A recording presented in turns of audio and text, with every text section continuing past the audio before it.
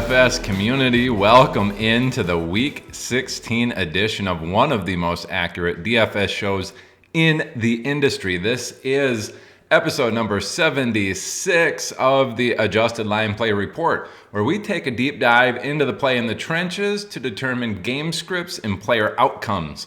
This show is presented by Zilla Fantasy Elite. I am your host, Todd Hoffman, and you can find myself over on Twitter at Todzilla1337, and you can zilla Zilla Fantasy Elite over on Twitter at Zilla Fantasy. All right, folks, we got quite a show for you. No teams on bye. We had one Thursday night football game, and that one is in the dust, but we're going to get into all the rest of the games here, including two on Saturday. So check your lineups if you are in the playoffs and you got some teams alive. Just be aware that Saturday there is a afternoon game and then a later game on Saturday and then a full slate on Sunday. And we got one Monday night football game. So how this show is going to work out, we're going to go over those two Saturday games. Then we'll get into the main slate. And the main slate this year, we're just doing the FanDuel special. So all of these Sunday games, including Sunday Night Football, get on there. We'll approach the Sunday Night Football maybe a little differently, get a little bit more in-depth for those players who are doing island game matchups. And then we'll do the island game matchup with the Monday Night Football game and get you all of the information that you need to be successful in starting the right players, making those DFS lineups, and making those prop bets successful this week. All right, so let's get underway here. First game, we're just treating the Saturday as its own slate. So we got two games here.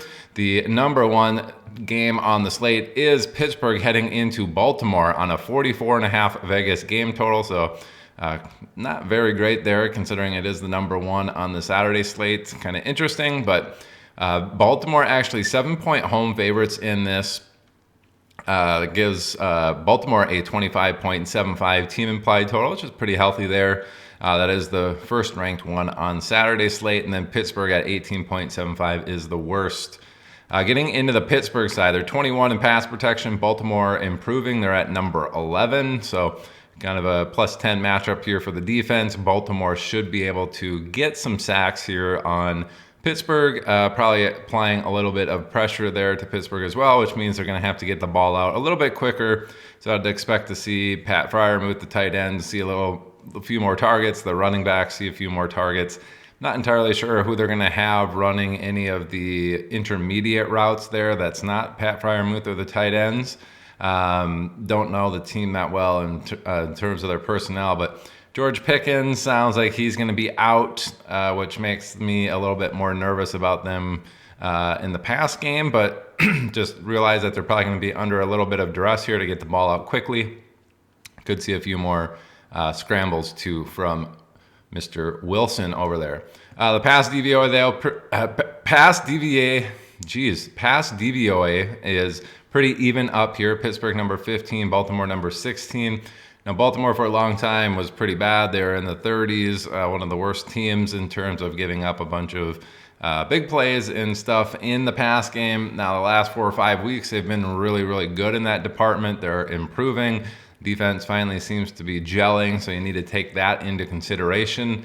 Even though this is an even matchup, maybe Baltimore a little bit better than this on paper. Considering Pittsburgh does not have George Pickens for this week, maybe they're a little bit worse here. This is probably in the favor of Baltimore despite being pretty even on paper. Just keep that in mind. Trying to get the ball out quick with a little bit of a grindy approach here. Wouldn't expect a ton out of this pass game based off of this matchup. And then in the run game, looking pretty bad there. Pittsburgh 18 across the board in their run blocking categories. Run DVOA, Baltimore number 8 and number 5 in the run stopping and run DVOA on defense. So wouldn't expect Pittsburgh to be able to run the ball very effectively. The running backs, if they're going to get it done, it's going to be via the air. Based off of this, it just looks like this offense in general for Pittsburgh will struggle in this matchup, especially not being able to establish the run and being a little bit under pressure in the pass game, and this probably being a little bit worse than it looks like on paper. It's not looking good for Pittsburgh. On the Baltimore side, Offensive pass protection number 4, and Pittsburgh's defensive pass rush surprisingly 24. So that's a red-green matchup. Pittsburgh not necessarily getting home on their sacks. They do have TJ Watt. Sounds like I think he's going to be back this week, which could change the tides a little bit, but would expect Lamar Jackson to have some time in this to throw, which is good for him. That always tends to favor some more of the deep threats. We've really seen Rashad Bateman actually come through in that regard. Nelson Aguilar as well, catching some deep passes, but Bateman does seem to be their big play receiver in terms of longer touchdowns. So keep that in mind. Zay Flowers always a threat as well to catch any balls deep. And then in the pass DVOA, Pittsburgh's really good. They're number 8, but Baltimore number 1 there in the pass DVOA. Have been very, very good in that regards. Slight favor in Baltimore here on the offensive side, but yeah, looks like they should have time to throw. And then when they do throw it, they're not going to be as successful or as explosive as they perhaps have been in the past against other teams, as Pittsburgh is pretty solid. But I'd expect with that time to throw, they should be pretty solid in terms of their pass game this week. And then in the run game, Baltimore number 4 in run blocking, Pittsburgh number 3. So that's kind of an even up area, studs eat kind of scenario. Derrick Henry, I think, falls in that category. But then the DVOA tells a different story. We have Baltimore actually number 1 in run DVOA, Pittsburgh number 12 in the run DVOA. So the run stopping aspect here on the left for the run game is taking out any of the quarterbacks or anything like that. It's just isolating running back rush attempts and how the offensive line did in those scenarios. This one's more even. The DVOA aspect does include all runs, including wide receivers, tight ends, quarterbacks, you name it. Pittsburgh not as good in that category. Baltimore obviously even better at number 1 there. So they got Lamar Jackson. It doesn't look like he's going to be under a ton of duress here, but with TJ Watt back, maybe he gets flushed out a little bit more. He's going to be pretty successful running it. Otherwise, I'd expect the pass game to be kind of how Baltimore actually moves it on Pittsburgh in this particular matchup. Henry certainly okay play, but I'd expect Lamar Jackson to have a pretty solid week this week. Given what the offense looks like here for Baltimore, it's not particularly great. Just the time to pass is really good versus Pittsburgh's offense looks like it's going to really struggle. This Vegas line of -7 seems pretty appropriate. But it is a division matchup. Those always kind of can get a little funky, but I don't hate what they have put out on paper here for Vegas. 25 doesn't seem astronomical. It seems right in line with Baltimore, what they should be doing. Pittsburgh at 18.75 could be a little overblown in terms of what they do, but nothing really to glean from that. And then the other Saturday matchup here at a 42 Vegas game total is another potential playoff matchup here. Houston heading into Kansas City. Again, that 42 Vegas game total. Kansas City is 3.5-point home favorites. That gives Kansas City a 22.75 team implied total, second best out of the 4 teams. And Houston at 19.25 is the third best.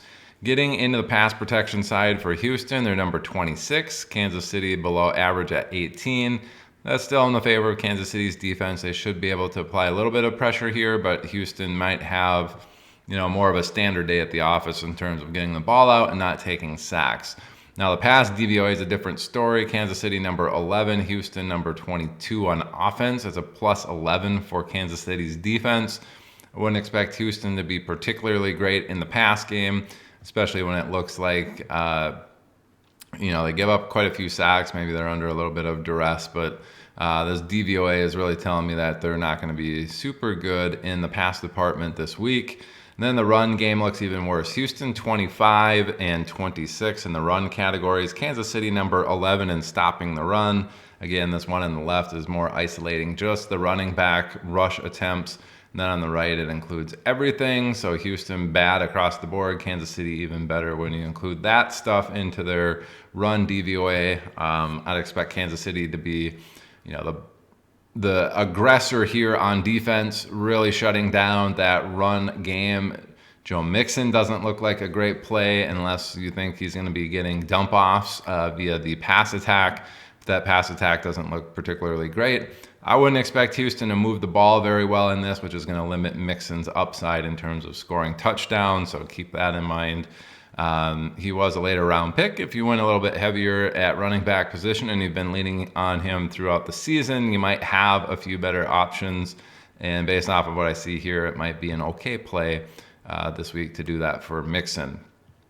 Now on the Kansas City side, they're number 18. Houston, number 2 in the defensive pass rush. They've really been getting home in terms of the sack category. Kansas City actually below average in pass protection, taking sacks as well. And then the DVOA, not as bad for Kansas City. They're number 13, a little bit above average, but Houston number 1 in the defensive pass DVOA. So this to me looks like Kansas City's going to struggle. They're going to have to get the ball out quick.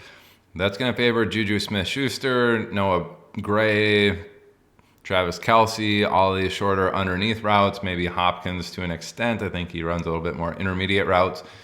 Xavier Worthy, and we now have Hollywood Brown coming back from injury. A little bit less likely to have good games because they're not going to have a ton of time to get the ball out deep, and they're more of the deep threats on this particular team. So I expect it to remain underneath. It's going to be more of a dink and dunk offense for Kansas City in the pass game if they are going to move it at all. That's your tight ends, your running backs getting some dump offs, as well as Juju Smith-Schuster. So keep that in mind. And then the run game, Kansas City's a little bit better. Number 12 in run blocking, number 9 in run DVOA. Unfortunately for them, Houston also number 2 and number 1 in those categories in the run side. So really looking like Houston's defense is going to be pretty good, limiting Kansas City's offense. Kind of the exact same story. Houston's run game should be pretty poor. The pass game is okay. Based off of this, I think that Vegas line of 3.5 feels appropriate, but it does seem like this Vegas game total of 42. How many touchdowns are going to get scored in this? I don't know. I could see this being more of a 20-17 type game, and you're looking at about 37-40 for the Vegas game total in something like this, where they're just not getting there. Houston does play slower, neutral situation 25th. Kansas City, though, a little bit quicker, a neutral situation at number 5. They could push the pace a little bit, but they're going to be more of a dink and dunk and running the ball less efficient, needing more plays to get down the field to score any sort of points. And then Houston, if they're scoring any points, it's probably slowly and running a slow amount of plays per second. So keep that in mind. I'm okay betting the under on this particular game. Unfortunately, for a lot of people, they took Houston and Kansas City players in their fantasy draft. So if you find yourself in a playoff matchup with these guys in there, it's not looking like a good environment. Obviously, you're not going to sit somebody like Nico Collins. I think he could overcome a matchup like this, but a lot of those other ancillary weapons, Travis Kelce probably in play, but that's really the only two people. I get nervous with CJ Stroud. I get nervous with Patrick Mahomes in a game like this. Maybe the next best option is a Pacheco, but he's splitting work with Kareem Hunt. It just really seems like the only viable options that I would be comfortable with in a playoff matchup starting would be Nico Collins and Travis Kelce in this particular matchup. All right, now we're going to get into the main slate, and we're actually starting with Sunday Night Football, so we can kind of treat this similar to an island game matchup, but that is the number 1 game on the slate. We have Tampa Bay heading into the Dome of Dallas, and that's a 48.5 Vegas game total. Pretty healthy there.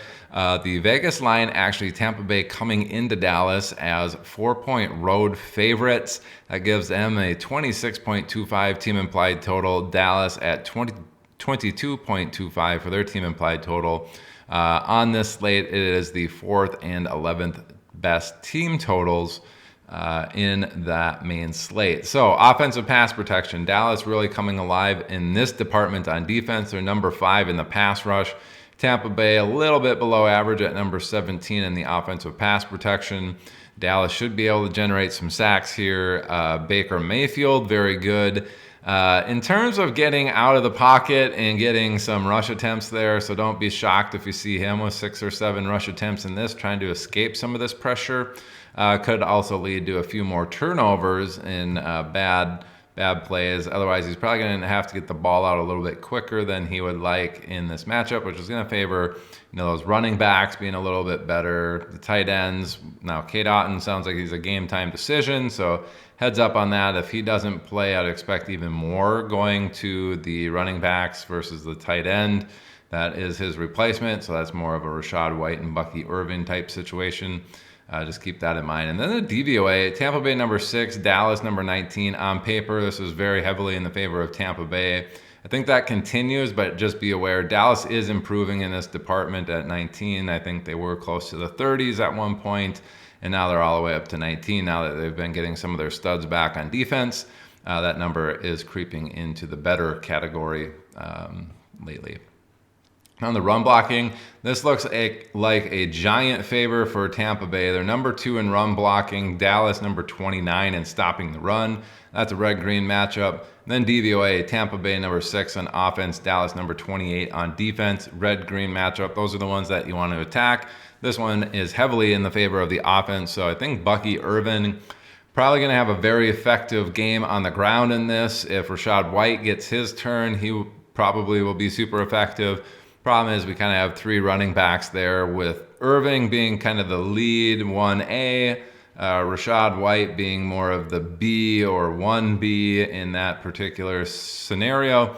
Then we have Tucker mixing in, Sean Tucker mixing in on some of that action every once in a while, limiting their overall touch volume. And he's plenty capable of receiving passes as well. So if they have to get the ball out quick, they do have 3 running backs that are capable of doing that. I would rank them in order of Irving, Rachaad White, and then obviously Tucker after that in terms of how comfortable I would be starting them this week. Problem is with Tampa Bay, if they get up and they're ahead of Dallas for most of this game, it's probably going to be more of a Bucky Irving game. If it's more back and forth or Tampa Bay falls behind to Dallas, you're probably going to see Rachaad White get a little bit more involved. It seems like they lean on him a little bit more in the pass game than they do Bucky Irving, so just keep that in mind. Game script does seem to play an effect in terms of how often those guys are getting opportunities. Dallas side, they're number 8 in pass protection, Tampa Bay number 15. Fairly standard day at the office. Dallas not taking a ton of sacks, in Tampa Bay middle of the pack in terms of generating sacks. So maybe Dallas has a little bit of time to throw the ball in this, but it's not going to be super crazy. It's just going to be one of those, hey, this is what we're used to, and go out there and try to do your best. The DVOA is kind of where it's at. Dallas has been pretty poor at 26, Tampa Bay at 22 in their pass DVOA. Now, their pass DVOA at 22, it's kind of interesting. It's poor, it's one away from being in the red, but they do give up a lot of additional fantasy points in the pass game, so just be aware of that. The DVOA does kind of reflect that, but you'd think they'd be a little bit worse of a number there in their DVOA, considering how much fantasy points they give up. Now, that's really good for, I think, Brandon Cook and CeeDee Lamb. I think they're the biggest beneficiaries in one like this, especially when there's a little bit of time to throw the ball. We could even see Jalen Tolbert get a little bit involved as well, but really I think it's more of the Lamb show, followed by Cook in this matchup. Now on the run blocking, Dallas number 5 and Tampa Bay number 13, just isolating the running back rush attempts. So Dallas's offensive line looks a little bit better there than Tampa Bay's defensive line. And then the run DVOA, Dallas hasn't been very effective compared to, the average outcome in a particular given situation. Tampa Bay has been a little bit better in that regard, and it's also taking into account non-running back rush attempts as well. So Tampa Bay a little bit better in that regard, Dallas a little bit worse. Usually when it is in this particular scenario, I'll follow the run DVOA a little bit more just because it's kind of comparative to how the rest of the league is doing. And maybe Dallas is a little bit behind on that. So if the Dallas is going to move the ball, probably via the air, they might find a little bit more success against this Tampa Bay team. Cooper Rush certainly in play. And then Dallas, Dowdle's an all right matchup. And if you think Tampa Bay can apply some pressure or Dowdle's going to get a few pass attempts, he could be all right in that regards too. Tampa Bay, pace of play very slow. Dallas, very fast. So just keep that in mind. Not really going to affect a ton here, but kind of an interesting one for Dallas and Tampa Bay and their styles of play. Now we're going to head out to the NFC North matchup here. Sunday early game, Detroit heading into Chicago, rematch of the Thanksgiving matchup.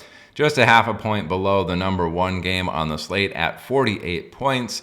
Chicago, 6.5 point home underdogs here. So Detroit favored by 6.5. That gives Detroit a 27.25 team implied total. Pretty big there. Surprisingly, only the third best. So two teams better than that 27.25. Chicago at 20.75 is the 18th best team on this main slate. And I believe that's out of 22 total teams. We'll double check my math at the end.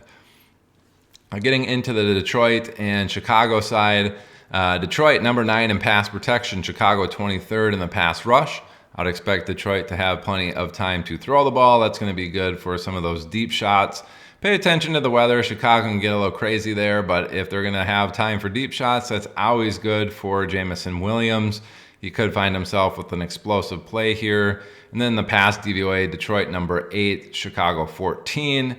I think Chicago is kind of falling in this regard. They were very good at the beginning of the season. The last 5, 6, 7 weeks, they've been a lot more porous in the pass department, and this number is slowly dwindling. So I'd expect Detroit's offense should be just fine with the pass game here.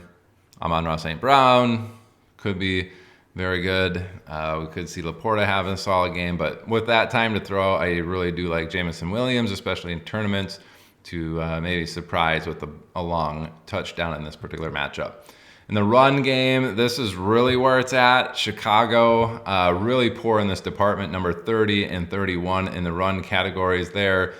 Detroit, number 1 and number 2 in run blocking and run DVOA on offense.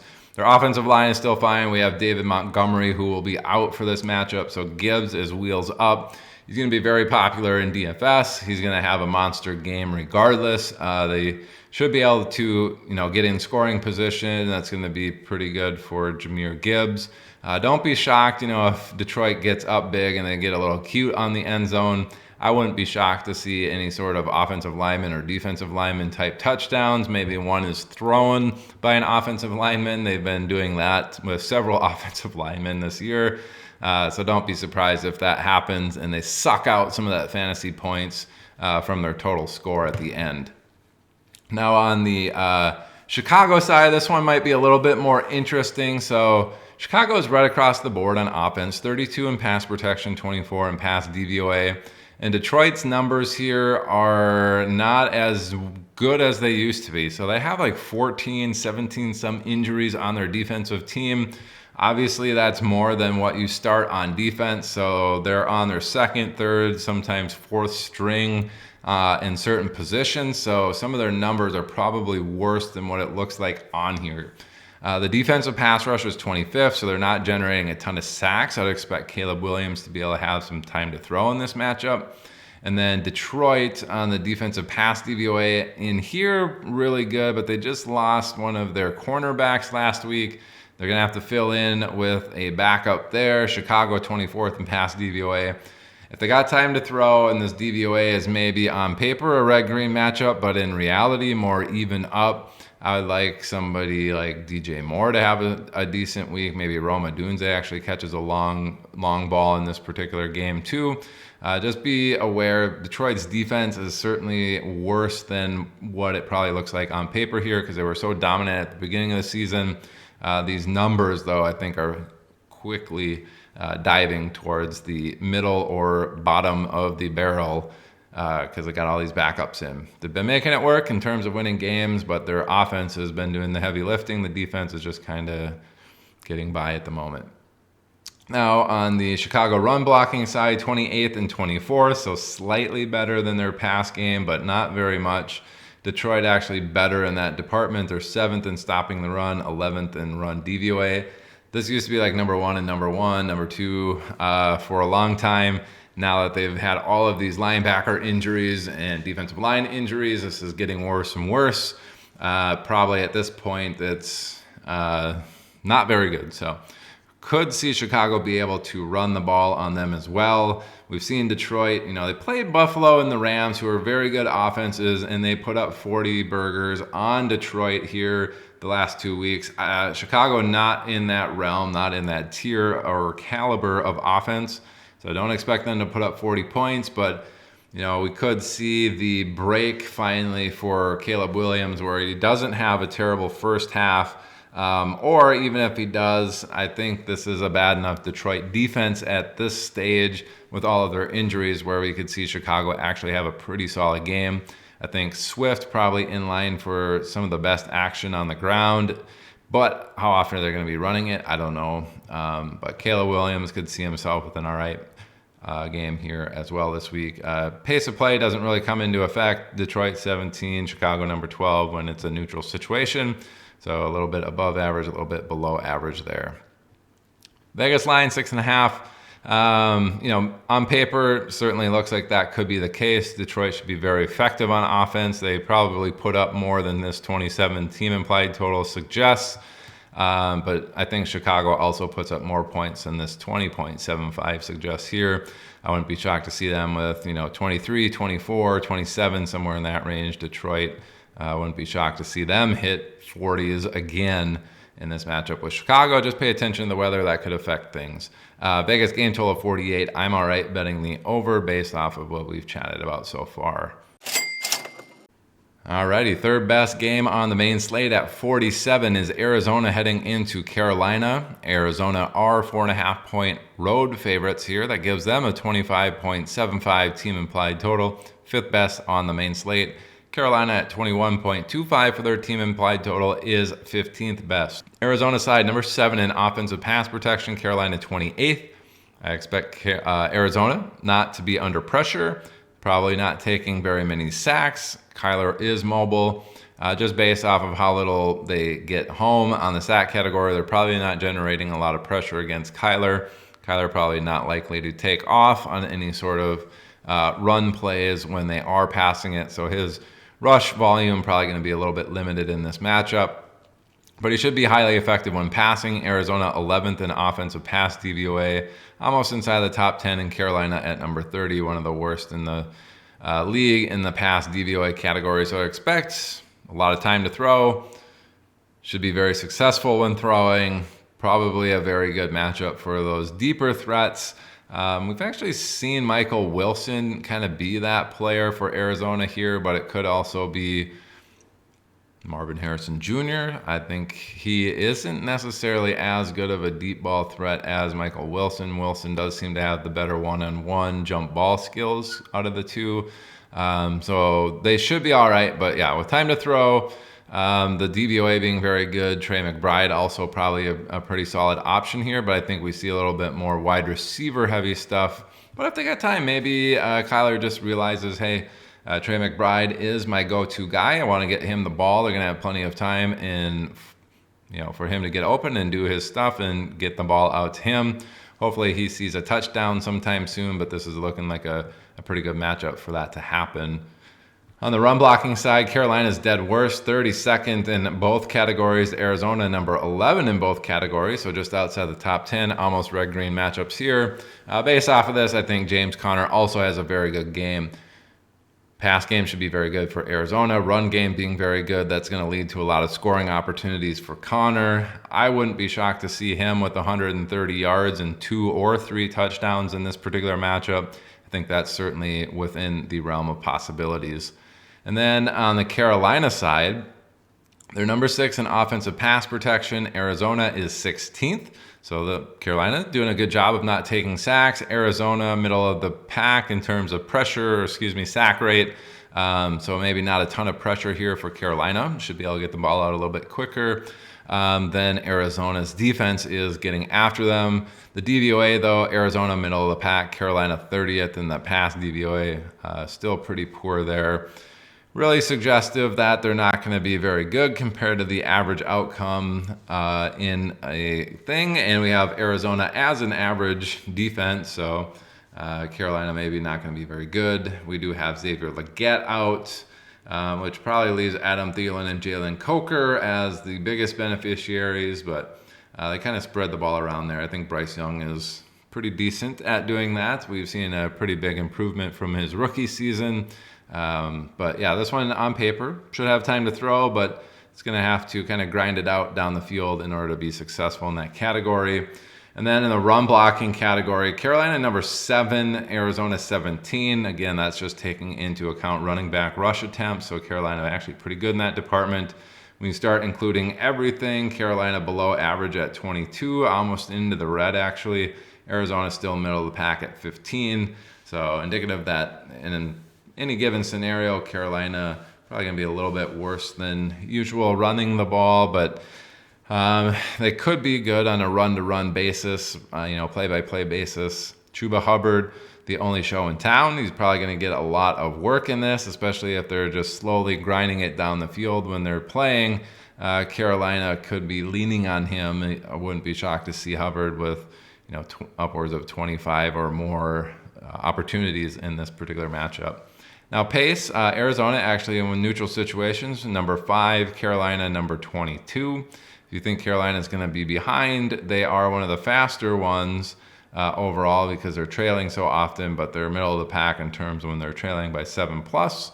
Just keep that in mind. They're slower though in its neutral situation. Maybe it looks like they don't change up their pace in general. So when they're leading, they're the 8th fastest. When they're trailing, they're middle of the pack. And then when it's close, they're actually one of the slower ones. So kind of interesting there to see that. So maybe when they're leading, they still play. Actually, when you're leading, you would play normally slower. Maybe they just still play at the same pace, which is slow in general, but not any slower than they normally play. So interesting one there. Vegas game total at 47. I see Arizona being able to push that. Carolina against this defense should be okay. I think Carolina's kicker here could be in play for a decent week too. If Carolina, a little bit struggling in the pass department, I think they'll be able to put some drives together to get into scoring range, but they may stall out, and you see the kicker in there for a few attempts. So don't be shocked to see, I think it's Eddie Pinheiro or whoever over there in Carolina. I wouldn't be shocked to see him with 2 or 3 field goals made in this game. All right, and we got 3 games tied for the 4th highest on the main slate at 46.5, so it's still a pretty decent total here. We're going to have at least 6 teams all at 46.5 or better, 6 games, all at 46.5 or better, which is pretty decent for putting up fantasy points. This particular one, Cleveland heading into Cincinnati. Cincinnati 8.5-point home favorites. And then we have Cincinnati at 27.5 for their team implied total with that 8.5-point home favorite. That is the 2nd highest on this main slate. And then Cleveland at 19. They are number 22, and I do believe that is out of 22 teams. We'll double check that at the end. I'm not sure if there's 11 or 12 matchups in this main slate. If it's 11, that is the worst. If there's 12, it is very near the bottom. Regardless, Cleveland right across the board on offense, 30, 32, 30, 28 on the pass categories and run blocking categories in that order. So pass protection number 30 versus Cincinnati's 31. Pretty even up here. I'd actually say Cleveland probably going to have a little bit more time to throw this week compared to what they're used to. The DVOA number 32 is really bad for Cleveland. Dead last. Cincinnati, though, fortunately at 28. So this is really more of an even up matchup. Studs eat. I don't think Cleveland necessarily has any studs. They have Dorian Thompson-Robinson starting this week. He's not that good, but he could be a little bit better than he has been just based off of the defense that he's playing. I want to say his prop line was something like 208, 212, something like that, yards passing. I don't know if he gets there just because he's so bad, but this is a defense that looks like you can do a decent amount against them. In terms of the run blocking, 30th and 28th versus 18th and 27th. On a game, play-to-play basis, probably not doing great there in Cleveland, but, the DVOA aspect compared to an average outcome, when you include everybody in that aspect, they may be a little bit better. So all in all, it looks like the run game's the better of the two. Cleveland, in theory, should be able to move the ball against Cincinnati's defense. It's just that Dorian Thompson-Robinson is the quarterback. I'd feel a lot better if it was Jameis Winston. I think he is somebody that would be capable of putting up 300 on this defense and lifting all of the boats of the offense. Just know that Jerome Ford is probably going to be the only show in town. We have Strong probably backing him up, but Ford probably gets quite a bit of volume in this. Could he be a dump-off option for Dorian Thompson-Robinson, DTR? Who knows? But Cleveland, bad offense against a bad defense, just probably a stay away. On the Cincinnati side, number 14 in pass protection, Cleveland 14 in pass rush. Standard day at the office. Joe Burrow probably fine with that. In terms of pass DVOA, this is a red-green matchup in the favor of the offense. Number 4 in pass DVOA for Cincinnati, number 25 in pass DVOA for Cleveland.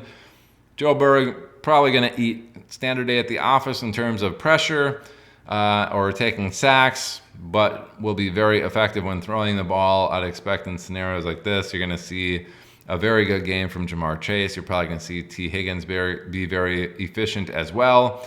The run stopping, our run game, we have Cleveland number 1 in stopping the run, Cincinnati 19.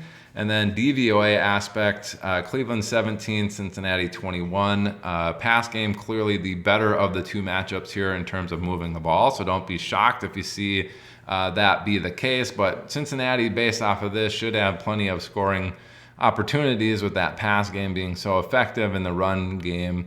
Maybe being more neutral in that DVOA aspect. The run stopping, though, is very good for Cleveland at number 1 when you just take into account probably how often they're tackling somebody behind the line of scrimmage and how often Cincinnati maybe is taking losses behind the line of scrimmage. It looks like that might be the case here. So heads up on Chase Brown. He gets all the volume there. It doesn't look like he's necessarily going to be needed in the pass game, but if he does get a few dump-offs, I expect him to be very explosive in that category. So even if he only gets 2 or 3 targets, I wouldn't be shocked to see him with 30-some, receiving yards on those 2 or 3 targets.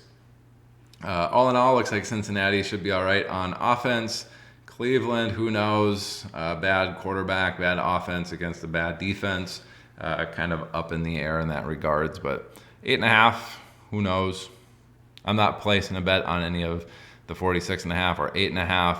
If I did have to bet on anything, I'd probably bet on the under in terms of the Vegas game total, but that's pretty volatile considering Cincinnati's defensive situation, and then their offense pass game looks very, very explosive this week. And the second of 3 games on the main slate at 46.5 is another early game. The Rams heading into Rutherford, New Jersey to take on the Jets at their home stadium. And it is a 3-point Vegas line for the Rams on the road. That gives the Rams a 24.75 team implied total, best or good for 7th best on the main slate. The Jets at 21.75 is 14th best. Rams offensive pass protection 13, Jets number 8 in the pass rush. It's fairly close, more of an even matchup, but slightly in the favor of the defense here. Maybe Stafford's under a little bit more pressure, but not a ton. Maybe he sees himself dumping the ball off a little bit extra or getting it out a little bit quicker. Fortunately for him, he doesn't necessarily have to worry about that because Puka Nacua and Cooper Kupp are very good at getting open, and it shouldn't be an issue for him to get the ball out to those guys, even if he is under pressure. Now, the pass DVOA is where it's at. The Rams number 7, the Jets 27. This is a red-green matchup, heavily in the favor of the Rams offense, plus 20. Now, if you go into any of these DFS sites or into your app to start sit decisions, you're going to see the Jets haven't given up that many fantasy points on a season-long basis to the wide receiver position, but this is telling us they've been really bad recently, and now the numbers are starting to reflect that for the Jets. So Rams should be able to pass all over them in this particular matchup, despite not having a ton of time to throw. So you can probably ignore the red symbol in terms of how many fantasy points the Jets have given up in the last month or two. Has been really, really bad. The DVOA numbers are bearing that out now. It's just the overall fantasy points for the season haven't quite gotten there yet, but they will, the way the Jets are playing. On the run game side, also very good for the Rams, number 10 versus 23, and then run DVOA number 13 versus number 23, heavily in the favor of the Rams. So I'd expect the Rams offense to be humming, especially if you think their ball is going to be getting out a little bit quicker based off of this Jets defense. You could see some dump offs to Kyren Williams. I would expect Kyren Williams to also be very effective in this game. So I'm fine with all three of those stud players making a lineup somewhere along the lines in your fantasy teams. On the Jets side, they might be able to move the ball too. It's pretty even up in the run game, but getting into the pass game first, 15th in pass protection, the Rams 22nd. Rams not generating a ton of sacks in situations where you would not expect it maybe. Jets middle of the pack in that regards for the adjusted sack rate, and then the pass DVOA, Rams red at 23, Jets at 19. Pretty even there, slightly in the favor of the Jets, but a scenario maybe where studs eat. I think we're really cognizant of the Jets pretty much funneling all of their work through Devontae Adams and Garrett Wilson.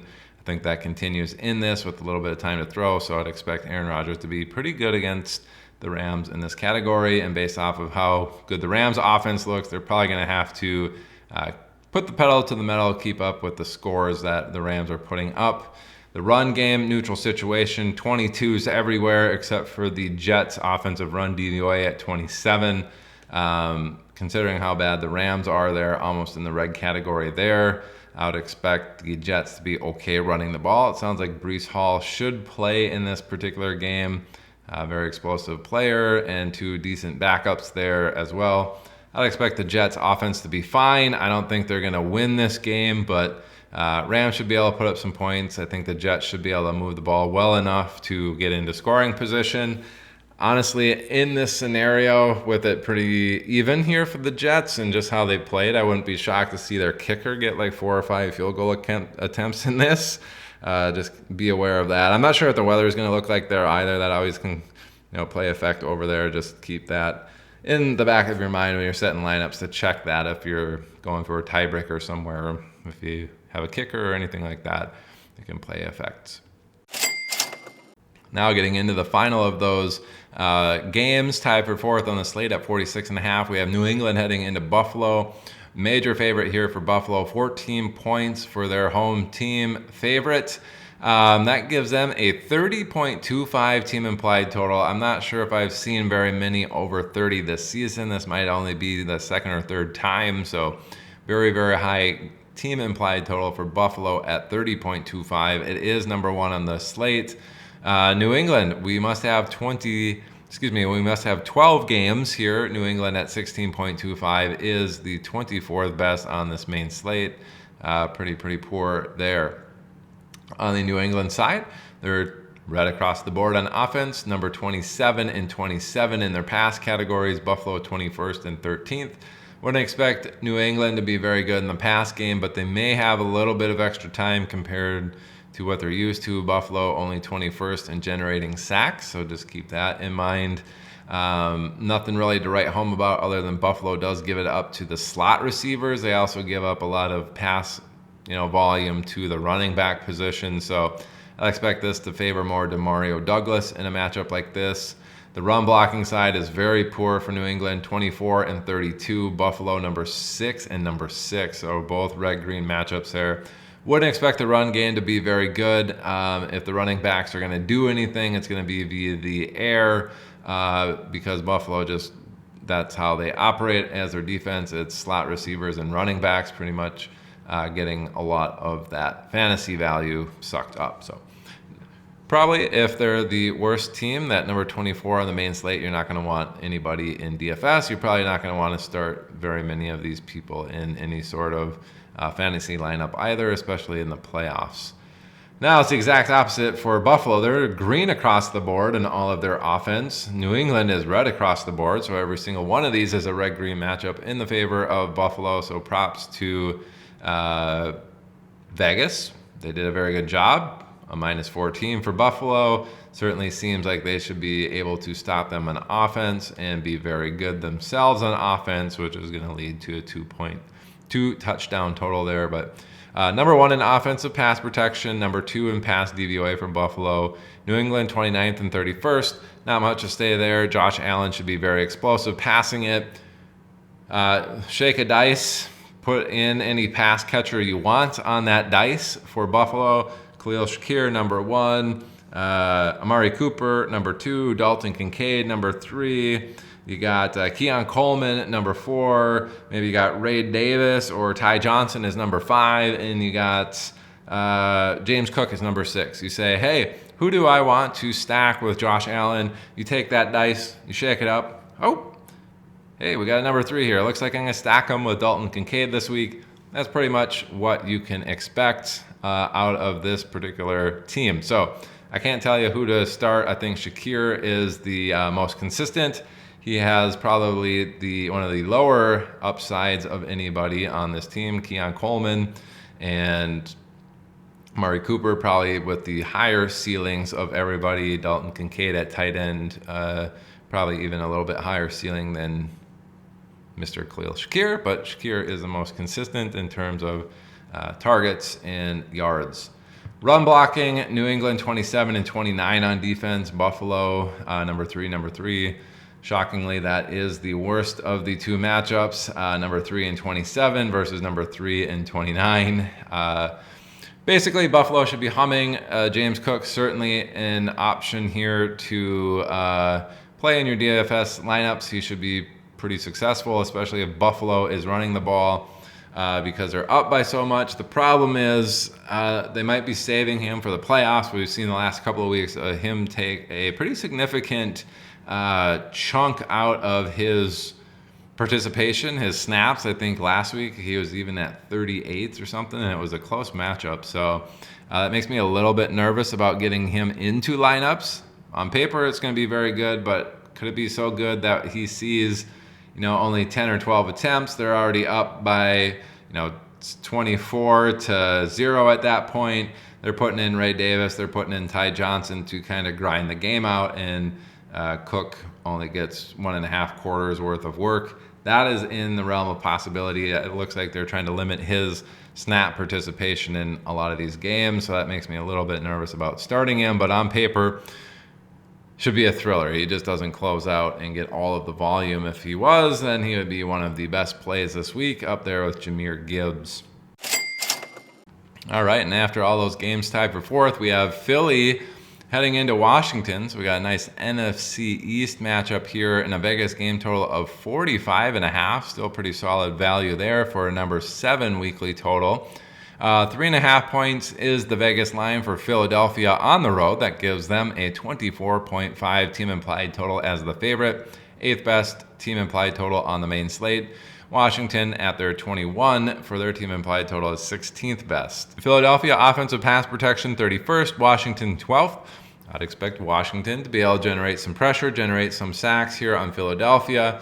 Watch out for that. Jalen Hurts, as mobile as he is, he still does take quite a few sacks, so just keep that in mind.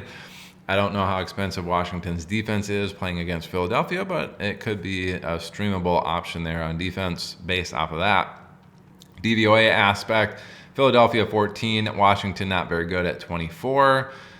Pass game might need to get the ball out a little bit quicker, so maybe you see a few more dump-offs to Barkley. Maybe Grant Calcaterra gets a little bit involved. And to be honest, I think A.J. Brown is more of the better underneath route runner compared to Devonta Smith. I don't know the offense well enough to tell you exactly who's running more of those underneath routes for Philadelphia, but just be aware they might be a little bit more involved this week. Go do that research yourself to find out who that is. On the run blocking side, Philadelphia should be very good in this department. They're number 15 in run blocking, middle of the pack. Washington 28th, one of the worst teams, bottom 5 teams in the league. And then run DVOA, Philadelphia has been great, number 4. Washington number 26. Expect Philadelphia to be very good on the ground, and that pass DVOA is pretty solidly in their favor as a plus 10. I think Philadelphia can move the ball. They're just going to need to get the ball out quick when throwing it. So should be fine for them to put up some points. On the Washington side, they're 20th in pass protection. Philadelphia number 3 in the pass rush. Now Philly, first 5 or 6 weeks of the season, they were a defense you wanted to attack. They've really flipped the switch now. And, what used to be things in probably the upper 20s, I don't know if they ever got into the 30s with some of the other terrible defenses we have this year, but They were one of the worst defenses. They've really turned around. You see a bunch of green on there now, but pass rush is number 3, pass DVOA number 4, so they should be able to generate some pressure, get some sacks on Washington here. I expect Jaden Daniels to need to get the ball out quick. He's probably going to see himself scrambling a lot more, trying to get out of the pocket. So do your research in terms of what that means for him when he's scrambling or trying to get away from pressure. Who does he target? Who does he find in those scramble drills? We've certainly seen Terry McLaurin be involved or be looked at on some of those throws. I see him make some pretty amazing plays on those scramble drills. The pass DVOA for Washington, number 5, they've been very good in that department. But Philadelphia's defense, I just think they're going to struggle a little bit more than they're otherwise perhaps used to in the pass game. Could be more, hey, if that's the case, maybe they're undercover. And then you do see Jaden Daniels actually with a few more rush attempts with them getting after him and nobody being open. You could also see him making some rookie mistakes, throwing a lot of picks in a game like that. And then it's pretty even up in the rush game. So Philadelphia 16 in stopping the run, Washington 17 in run blocking, Philadelphia 4th in run DVOA on defense, Washington number 7. Pretty even up. Studs eat. I don't think Washington has any studs, so standard day at the office, 4 to 4.5 yards per carry for the running backs there. They should be okay moving the ball the ground. And it's a pretty even matchup there, studs eat scenario on the pass DVOA. So really it's going to be a McLaurin game, if anybody. And then Ben Sinnott, if they're trying to get the ball out quick, you can see him with a few pass attempts in here. And, according to the machine learning model that we have, year 1 was probably going to be pretty bad for him. But then by the time you get to year 3, he looks like he could be a stud in the NFL. So keep that in mind. He may get a few opportunities in this particular matchup just as they're trying to get the ball out a little bit quicker. Otherwise, it's probably going to go to the running backs and some more underneath routes. So keep that in mind. Not going to be a good game probably for Diami Brown. I think he runs a lot of longer routes. Olamide Zaccheaus, however that's pronounced. I think you could see him with quite a few targets as well. Interesting game here, but that's how I would break that down. We have a Sunday afternoon game here. San Francisco heading into Miami as the 8th best game total on this main slate at 44.5. See that Vegas line at 0. Depending on which site you play at, Miami's favored by a half a point, or San Francisco's favored by a point, or Miami's favored by 1 point, or San Francisco's favored by 1.5 points. So it depends on where you're at. All in all, it's basically a pick 'em. I think on one site they are a pick 'em, so we're putting in no favorite. That gives each team a 22.25 team implied total, good for 11th best on the main slates. San Francisco side, 16 in pass protection, Miami 26th. I'd expect San Francisco to have some time to throw the ball. That's good. Pass DVOA, San Francisco number 10, Miami number 20. San Francisco with some time to throw. They should also be pretty successful in the pass game. I really think that's Jauan Jennings. We've seen like 6 games in a row now with him having 20% or more target share. This is going to be a good spot for him. I don't know how popular he's going to be considering all of the other plays that we've kind of mentioned, the bigger games. This one probably flies under the radar a little bit in terms of, how much heat it's going to get. I could really see Mr. Jauan Jennings having a very, very, very good slate breaker potential here in a big blow-up matchup where maybe he's 10% rostered or less in large field tournaments. And the run blocking side, it's also very good for San Francisco, number 6 versus number 15 for Miami. And then the run DVOA, San Francisco 12, Miami 24. They should also be very good running the ball. Problem is they are now on their 4th string running back, Patrick Taylor. Who's backing him up? It's Israel Abanikanda, who they sniped off of the Jets roster, the active roster. They just didn't have him active for the first, whatever it was, 11, 12, 13 weeks. At that point, NFL rules say he's basically the same as somebody that you would have on your practice squad, so anybody can come in and sign them off of your roster. That's what San Francisco did. I used that to kind of justify maybe in the Rams him Rams game of him getting used, that wasn't the case. I don't think he even played, but he's only been on the team a couple of weeks. He probably gets involved here with those first 3 guys out. I wouldn't be shocked to see him come out there, get some opportunities, or maybe even be leaned on pretty significantly and have some success here. It does look like San Francisco's offense is in a position to put up some points. Now on the Miami side, it's a little bit different story. Their offense surprisingly just hasn't been looking very good. A lot of this is a fault of some really bad weeks when Tua was out. So these numbers are improving, especially in the pass game. But unfortunately for them, San Francisco is really good in that department. They're number 7th in pass rush, Miami 19th in pass protection, but improving. I'd expect San Francisco to be able to generate some pressure. Fortunately for Miami, that's kind of in their wheelhouse. They can get the ball out quick to Jonnu Smith, Tyreek Hill. Jalen Waddle is doubtful in this matchup, but then they have Malik Washington, who seems like a very good kind of slot receiver type of guy. He could get involved. They're kind of set up. Devon Achane has been basically the wide receiver 2 on that team this whole year. He could get involved there as well. So they can get the ball out to like 4 or 5 different targets on their offense when they need to get the ball out quick. That's kind of their MO. I don't know if this pressure necessarily affects them as much as it would maybe a different team. Just the way Miami's offense is set up. Now, in the past DVOA, San Francisco number 5, Miami number 20. They might be able to get the ball out quick, but they might not be generating very explosive plays with those quick passes. It's going to be more of a dink and dunk, grind it down the field type of thing for Miami. Now, the run game is also below average here. San Francisco is 19 across the board, which is below average. But Miami actually 29th and 30th in those run categories. They've been really bad in that department this year. I would expect that to probably continue against the San Francisco team, but they got some weird stuff going on there. They got a linebacker that had been playing all year. Somebody comes back from injury, he gets benched, and then he doesn't want to go back into the game. He's cut from the team, I believe. Just a weird scenario there. So San Francisco, just a weird season in general with all their injuries and what the heck's going on over there. But both teams play pretty slow. Number 32 in neutral situation, and overall you see San Francisco right across the board in general for the pace of play. Miami, a San Francisco disciple coach off of that Shanahan tree. They're also 27th in neutral situation pace of play, 27th overall. Even when they're trailing, which it looks like they do, they're one of the slowest teams when trailing. So that tells me, San Francisco's offense should be good. Miami's defense might be pretty poor.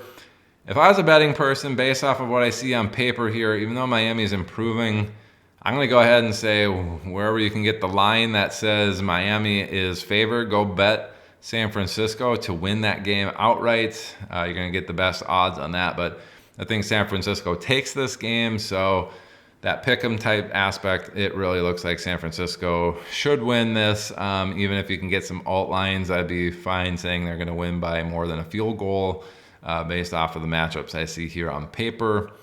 I'm not going to say anything about the Vegas game total because I'm not entirely sure with how much San Francisco can score versus Miami. I think does score less than this 22.5 team implied total. But their offense is kind of built to withstand some of the quicker play aspects or quicker play needs in the NFL. All right, now we're starting to get down there. 9th best team implied total, or 9th best game total on the main slate here. The Giants and Atlanta. So 2 really gross teams here, recently. So Giants heading into Atlanta. The Giants, as bad as Atlanta has been, are still 8.5 point underdogs on the road. So Atlanta favored by a hefty amount here. That 43 Vegas game total gives Atlanta a 25.75 team implied total, which is the 5th best on the main slate. The Giants at 17.25, they're 23rd. So hey, maybe we have 14 games here. Or excuse me, what the heck's my math? 12 games. They are the second worst team on the main slate here at 23. The Giants, 22nd in offensive pass protection. Atlanta, number 30, telling me that the Giants probably will have some time to throw. Atlanta doesn't generate a ton of sacks here. The past DVOA, the Giants 28th, pretty bad, but the Atlanta Falcons at 26 are also pretty bad. So The Giants might have a little bit more time than they're used to throw. They might be a little bit more successful on a play-by-play basis when they do throw. Keep that in mind. Neighbors could be in play here.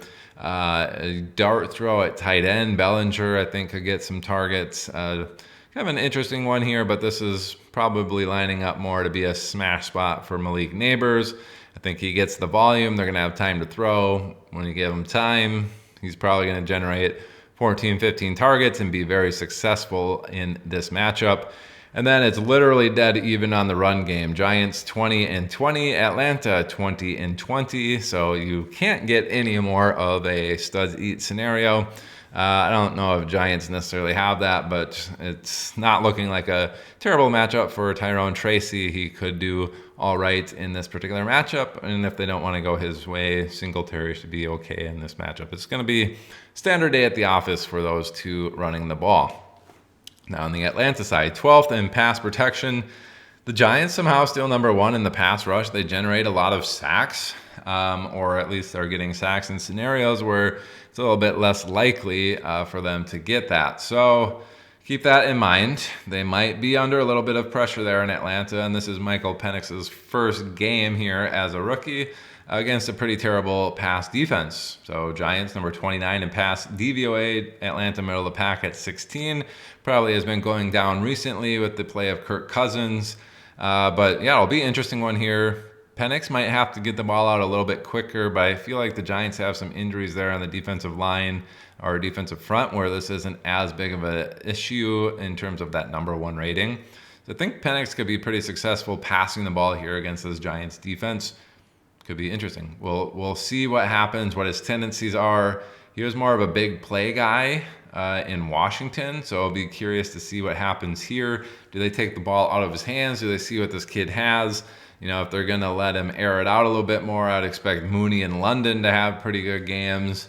If they're going to be a little bit more conservative, Bijan Robinson probably going to be the one that they lean on, especially if they have to get the ball out a little bit quicker. I could see him with a few more targets in this matchup. And they might lean on him anyway just to take the pressure off of him in his first game. Now, the run blocking is pretty good. It's not as good as that pass DVOA, but they're number 9 and number 8 in the run category. So Atlanta top 10 in those run categories. Giants number 12 and number 14, as I had said. Got some injuries there, so that's maybe not as good as what it had been in the past. But on paper, Atlanta should be okay running the ball. It's an above average matchup here. Nothing too crazy. Even, maybe slightly neutral. So studs eat scenario.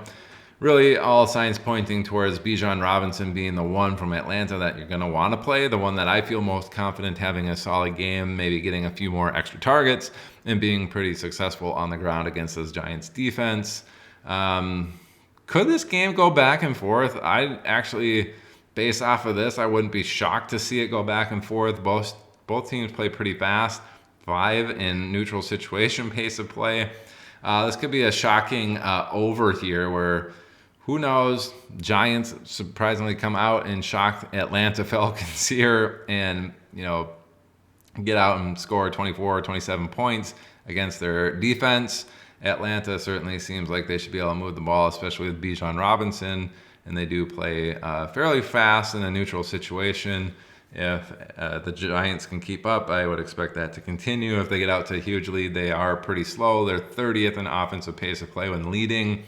So they're one of the slowest teams probably in a pace of play, which is plays per second type of situation. That's probably one of the lowest. You generally slow down when you're leading, and they are 30th in the league in that pace. So keep an eye on that. But when it's close, they do play quick. All right, we have 2 games here tied for the 10th best on the main slate. We're going to get into the early game here, Tennessee at Indianapolis. We have an AFC, whatever the heck this is, South, AFC South. Is that right? Indianapolis? They play in the South? They're in the North. What the heck? AFC South matchup, Tennessee, Indianapolis. They got Houston. Who else is in that division? That's a South matchup in Indianapolis. Anyway. Tennessee going into Indianapolis with a 42.5 Vegas game total. Indianapolis is favored by 3.5. That gives Indy a 23 team implied total, 9th best on the slate. Tennessee at 19.5 is the 20th best. As we have seen, that's out of 24 teams. Tennessee right across the board on offense. Indianapolis pretty poor on defense here across the board, at least below average. In the pass rush, it's 27 for Indy's defense, 29 for Tennessee's pass protection on offense. Pretty even there. I would expect Tennessee to have a little bit more time than they're used to throw the ball in this. Does look like Will Levis got benched, so we will see what kind of experience we get here in Tennessee with the backup. It was okay, not great earlier, so keep that in mind. Pass DVOA for Tennessee 31st, Indianapolis 17. Nothing too crazy there. Just wouldn't expect Tennessee to be very effective when throwing the ball, despite having a little bit more time than they're used to. And then the run DVOA 25 for Tennessee, run blocking 23 for Tennessee, Indianapolis 18 and 21 in those two categories. So slightly in their favor in the run game, or slightly in the favor of the defense in the run game here. Really, that looks like the better of the two matchups. It's just, this is a low game total, one of the worst on the slate. This doesn't look like a great total. You probably don't have a ton of Tennessee players, but you're going to have a Calvin Ridley, you're going to have a Tony Pollard. Do I start them? Based on this, maybe Pollard's all right. I wouldn't expect him to have a huge week. Ridley might be all right, but I wouldn't expect him to have a huge week. Putting him in the flex spot, making a decision between him and somebody else. But, if I got like a Jameson Williams versus a Calvin Ridley, I'm probably playing Jameson Williams this week in lineup decisions like that. You'll have to make those calls, but yeah, interesting one there. Indianapolis side, number 10 in offensive pass protection, and Tennessee 19th in the pass rush. I'd expect Indy to not get sacked. Tennessee kind of a middling defense, a little bit below average on the pass side. Indianapolis 23rd in pass DVOA, Tennessee 18. Anthony Richardson should be fine. Like I said, probably a decent amount of time to throw, not taking sacks, but otherwise the pass DVOA is slightly below average. He is way below average in terms of in terms of accuracy as an NFL quarterback. He's really, really bad. But yeah, really offensively in the pass game, not interested unless it's just Anthony Richardson. I'm not interested in pass catchers. Alec Pierce is out, but that doesn't change my opinion on anything. Pittman, Downs are your only startable, pass catchers there, and I'd be looking elsewhere over any of those two guys. Again, Jameson Williams over both of them. Calvin Ridley versus those two. Flip a coin and then go throw up in the garbage. Run blocking side for Indianapolis, number 31. Tennessee's been very good at stopping the run. They're number 4. Indianapolis 14 in run DVOA. Tennessee number 9. I'd expect Jonathan Taylor to kind of struggle a little bit in this particular matchup against Tennessee. Doesn't look good on paper, but Tennessee is a pretty bad team. Indianapolis could find themselves, running the ball quite a bit as Tennessee struggles to even move the ball on offense. But an interesting one there. Pace of play-wise, Indianapolis plays really fast. Tennessee plays really slow. They're red across the board. And Indianapolis green overall pace of play. Number 2, number 1 in neutral situation. So an interesting one there. Really nothing much to say. I don't want any starters in my lineup for these couple of teams here. Not looking good. And we have the number 10 game on the slate, the second one of 2 here at 42.5. We have Minnesota as 3.5-point road favorites here heading into Seattle.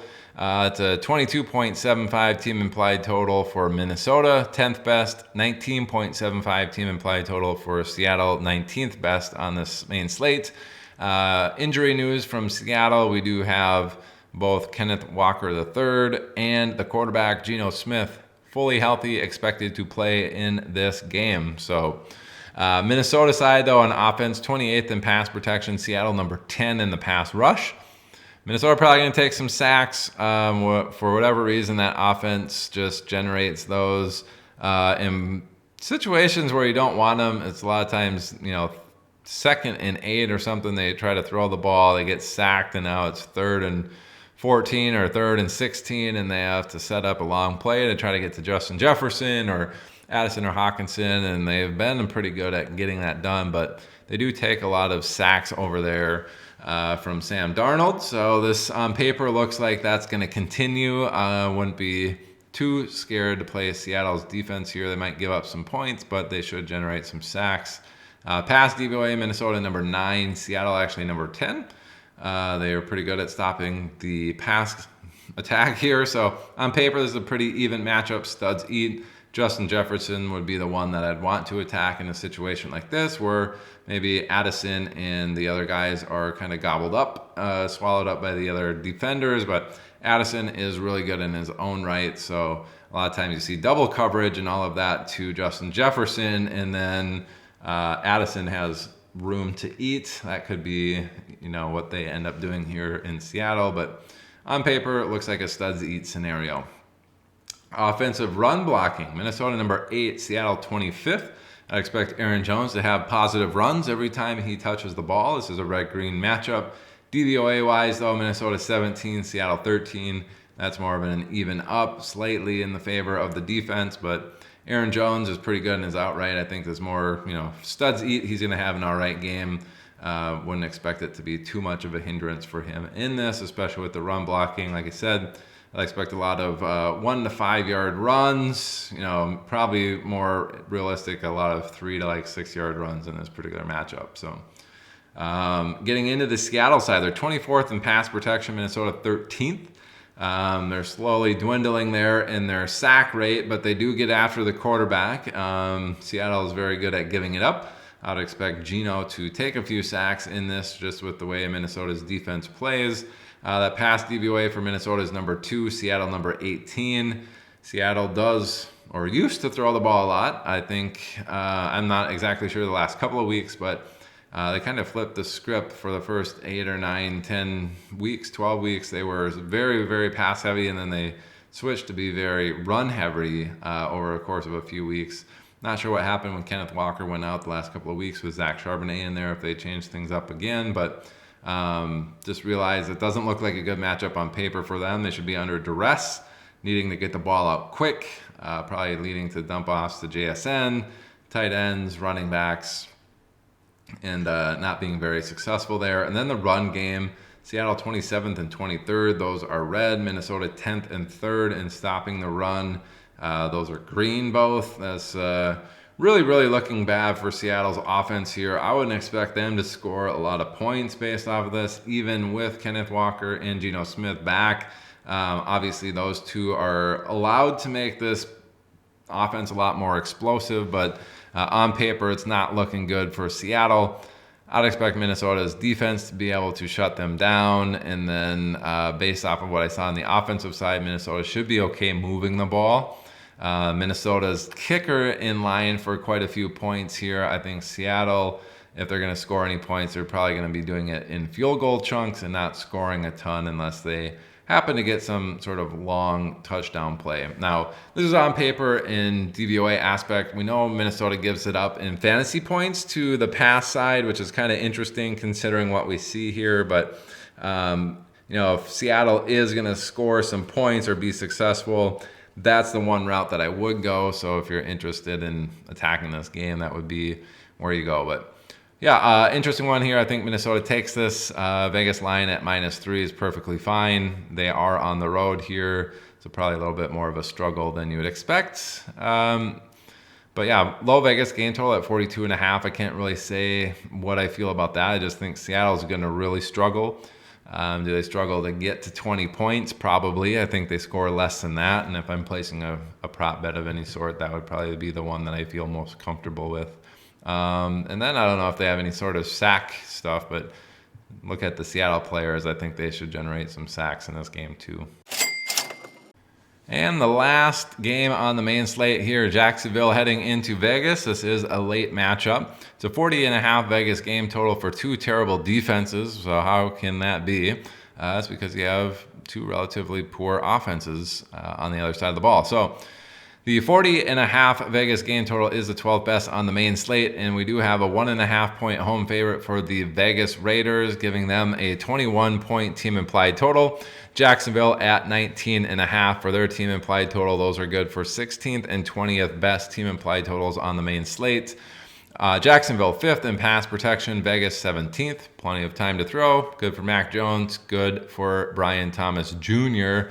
And his endeavors. Pass DVOA, Jacksonville 17, Vegas 21.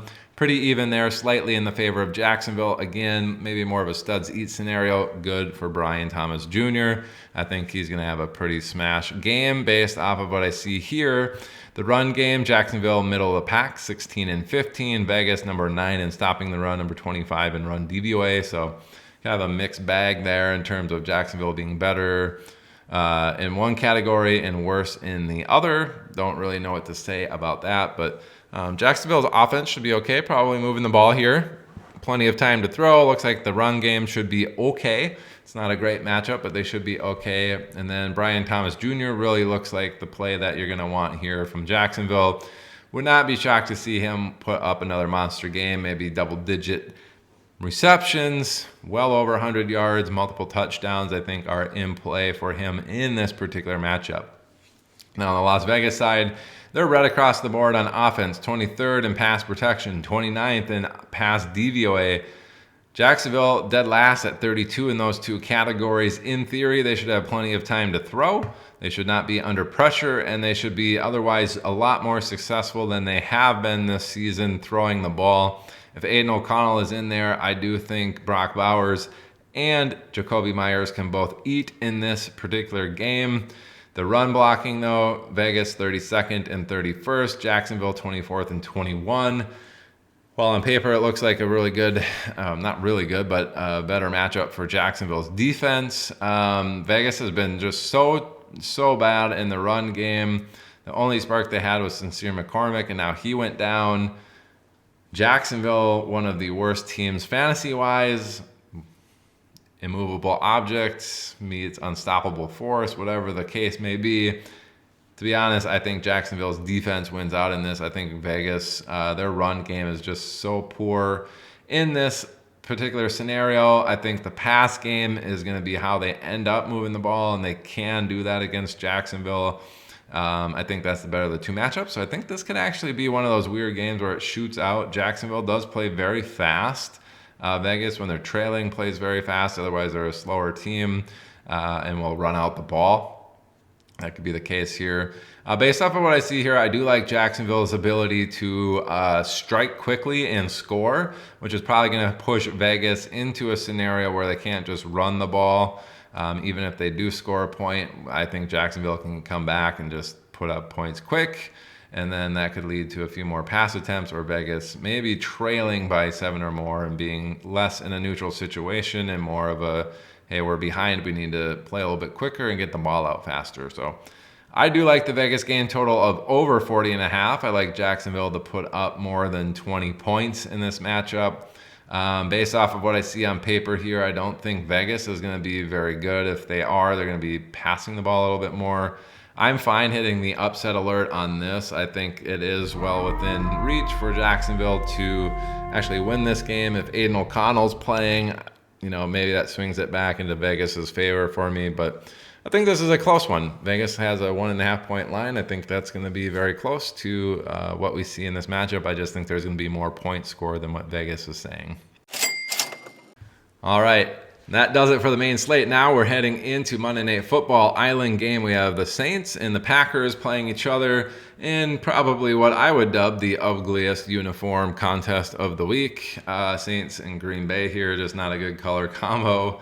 Monday Night Football, 41.5 point Vegas game total tells me maybe the kickers and the defense need to get involved in your Island game matchups.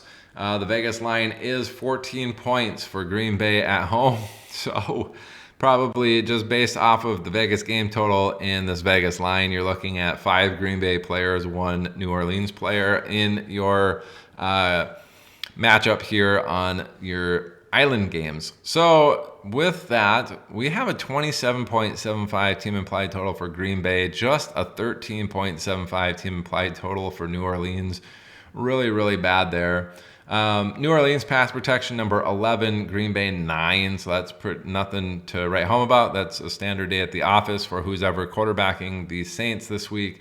But the pass DVOA number 25, Green Bay number 9. I don't even know who New Orleans is throwing to anymore.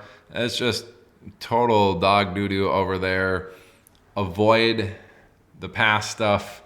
It's not looking good. They're probably going to be really bad. Just 13 points on the team implied total. Bad pass DVOA here. Looking at the run game, that looks a little bit more favorable, at least. The Saints 21st in run blocking, Green Bay 14. That is in the favor of Green Bay. But then DVOA, New Orleans top 10 at number 10 and Green Bay number 8.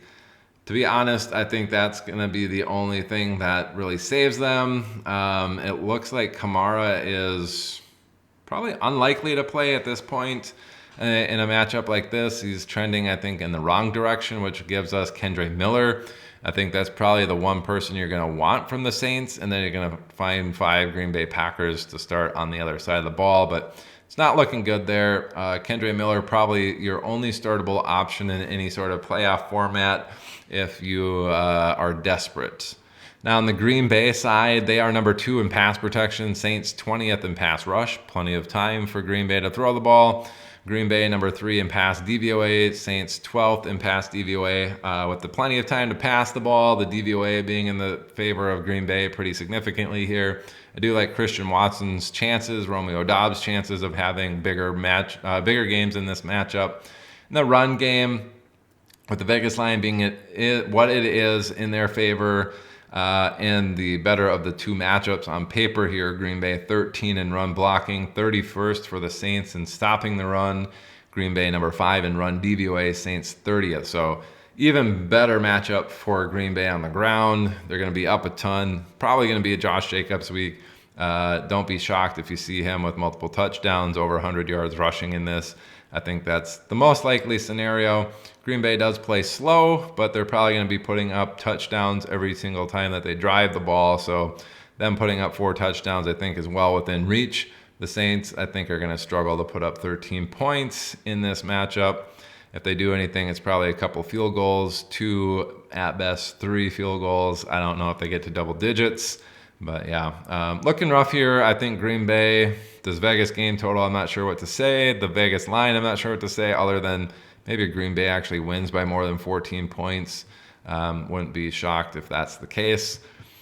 But yeah, 5-1, Green Bay to New Orleans. And I think that's how you're going to attack this island game matchup. So that's going to do it for the adjusted line play report and all of our matchup analysis this week.